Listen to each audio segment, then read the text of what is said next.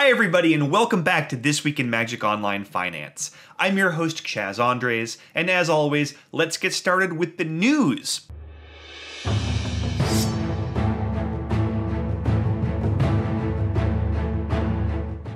And of course, there's only one big story this week: 4 cards banned in Standard. And those bans hit both of the format's top decks. Energy decks lost Attune with Ether and Rogue Refiner, where Ramunap Red lost Ramunap Ruins and Rampaging Ferocidon? Alright, Rampaging Ferocidon, let's go with that. Anyway, I think both strategies are still very viable. They're both still going to show up in tournaments, but they've been knocked down a peg. And that is huge, especially with Rivals of Ixalan coming out at the same time. This means that for the first time in very many months, Standard is wide open. So I'm recording this video while day 1 of Star City Games Dallas is still very much in progress, which means I don't have any hard data to draw from in terms of our post-ban format. However, I can say that from the rounds I've seen, Energy is far from dead, and Jadelight Ranger is the card that's taken Rogue Refiner's place. I think that card is going to be really good and really important in the format going forward. It's going to be a 4 of in at least a couple of good decks, and that price is surging upward because I think a lot of other people feel the same way. Another energy card I've seen a lot of hype around recently is Glint Sleeve Siphoner. At this point, it's one of the better ways to generate energy, as well as one of the better energy payoff cards. So I've started to see it show up in a lot more lists. I think it's going to be a big part of energy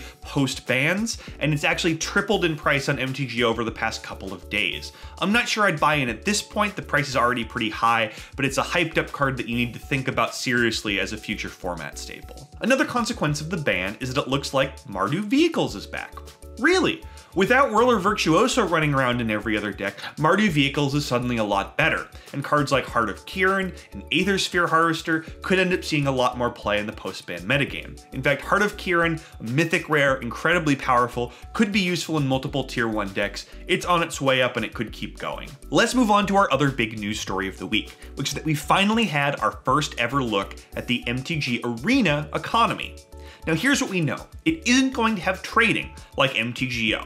It also isn't going to have dusting, which many people thought was going to be the fix. Dusting is the thing in a Hearthstone where if you get a shiny rare card, you can turn it into dust, spend that dust towards a card you really do need.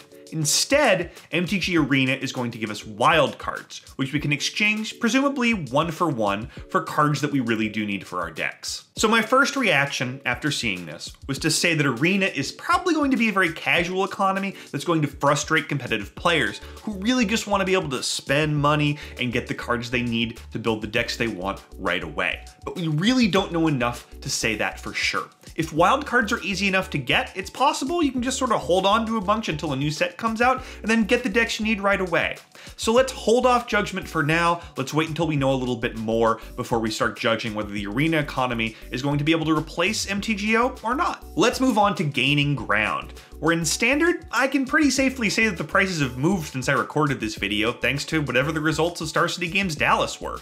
But for now, the Scarab God was our biggest gainer of the week by a lot. It jumped 11 tickets from 25 up to 36. So is the Scarab God just way better positioned now than it was this time last week? Not especially. In fact, its best deck was nerfed. This is about people being excited to play Standard. They're buying the cards they need to build the decks they want, because last week Standard was kind of boring, and this week, well, we've got a new set out and we've got bans, the format's wide open, people want to play. Chandra Torch of Defiance lost its best deck too, and that also gained about 8 tickets this week, jumping from 20 up to 33. People just really want to play Standard, and these gains are going to stick if the new format is good. If it isn't, those cards are going to start dipping again. Let's move on to Modern, where the card that gained the most ground this week was Bloodghast, jumping 4 tickets from 5 up to 9. Now Bloodghast is great, but this card jumped because of Black-Red Hollow One, a new deck by Saffron Olive featured on MTG Goldfish. And these Saffron Olive budget brews are awesome, but they're also sort of financial flashes in the pan. People see the video, they rush out to buy the card, the price goes up, a couple weeks later they forget about it and the price goes back down. So I'm selling these into hype if I have them. Let's move on to the biggest loser, where in Standard it was Angrath the Flame Chain from Rivals of Ixalan. And this is just a result of hype not paying off. At least not yet.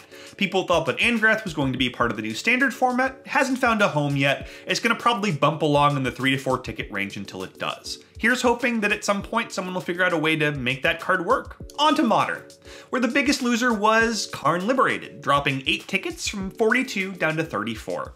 And this wasn't unusual. A lot of Modern cards dropped a little bit of value this week. Even Liliana of the Veil and Mox Opal dropped about 4 tickets each. So what's going on here? Well, I think it's normal cyclical sell-off stuff. Think about it this way. Standard Index went way up this week. That money had to come from somewhere. Some of it came from the fact that Modern cards went down a bit. People are selling their unused staples in order to buy into Standard.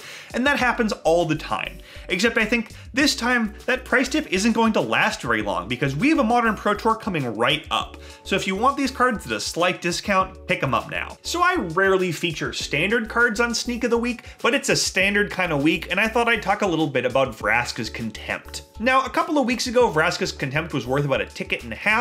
It's up to almost 4 now, and it continues to climb. It's clear that black is going to be good in the new Standard format, at least as long as the Scarab God is a thing, and Vraska's Contempt has the sort of profile that makes it look like a card that can be not really a flashy staple, but a solid 5, 6, 7, even 8 or 9 ticket rare for quite some time.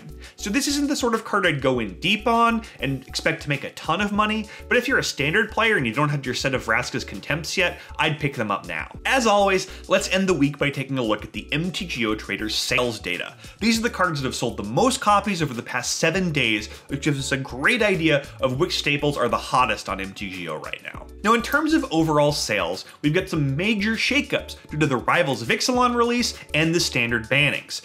Unclaimed Territory is the new #1 card, followed by Merfolk Mistbinder, Ravenous Chupacabra, Legion Lieutenant, and Dusk Legion Zealot. So I expect these numbers to fall off a bit over the next couple of weeks as the people who had to have their new tribal cards right away already bought their copies. They're not going to need to buy more. But I think this says a lot about what the excitement level is in the format right now and what people want to make good. Vampire, Merfolk Tribal, that's what's exciting people. Also, Ravenous Chupacabra, which looks like it's going to be a future format staple.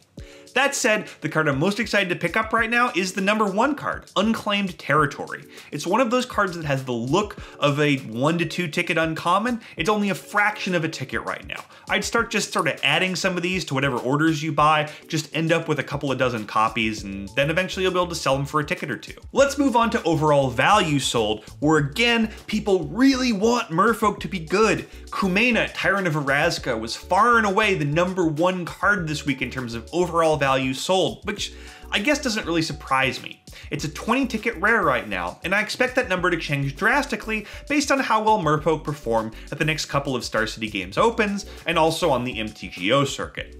And I'm staying away right now because it hasn't proven itself. That's just too risky for me at 20 tickets.